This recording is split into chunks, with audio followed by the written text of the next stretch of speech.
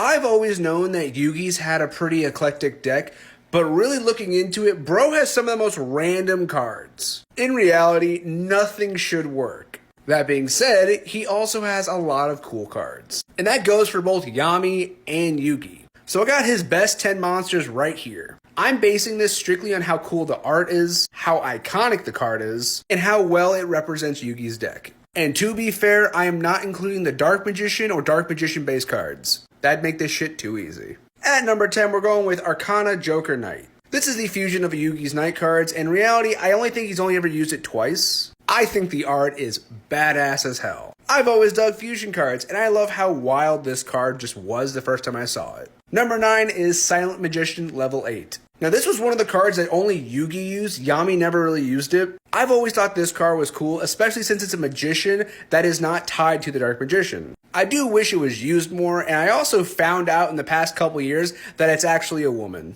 The more you know. Number 8 goes to Valkyrion the Magnet Warrior. This was when like fusion cards were happening without the fusion aspect of it. And Valkyrion was such a interesting card the first time I saw it. I actually didn't like it. I thought it looked way too goofy. But over the years it grown on me. He just looks like a giant Bionicle and I'm totally here for it. Number 7 is going to Slifer the Sky Dragon. I know a lot of people would put his ass way higher, but I have never been that attached to the God cards. And though the art is awesome, and it is very much a Yugi staple card at this point, I never really felt that it represents what his deck normally is. He always just felt like a clutch card.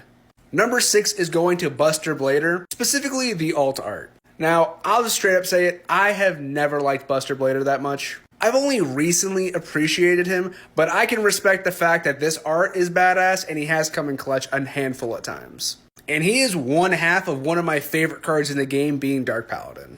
Number 5 is going to Karibo. This card is iconic and it's also saved Yugi's ass more times than not. Like, who doesn't love Karibo? The art is okay, you know, it's nothing crazy, but Little Man has always been there and you gotta respect him.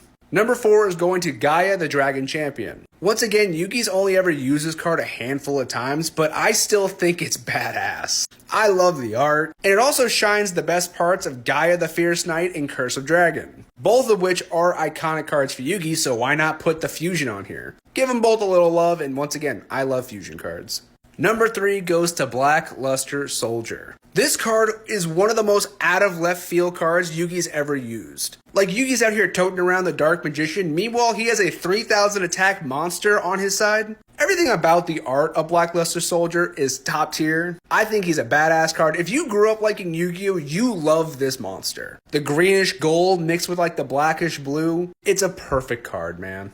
Now, number 2 and 1 are very interchangeable. Number 2 goes to the Summoned Skull. I know for a fact a lot of people would say this should be number 1, and I respect it. It is one of Yugi's ace monsters. It's a badass looking card, and it's also saved his ass in the most bullshit ways you've ever seen. The first of the Archfiend cards, and it's a top tier nevertheless. And that leaves number 1 with the Celtic Guardian. Next to the Dark Magician, this is the iconic card. Bro has used this card pretty much every time he's ever dueled. Once again, if you grew up liking Yu-Gi-Oh, you like this card. Hell, you played this card. I know he's just Link, but nevertheless, he's still one of my favorite cards in the entire game. It's crazy that he's the only one out of Yugi's cards to never get support cards. But that does not stop him from being the best Yugi monster, outside of the Dark Magician. But what is your favorite Yugi monster? Let me know.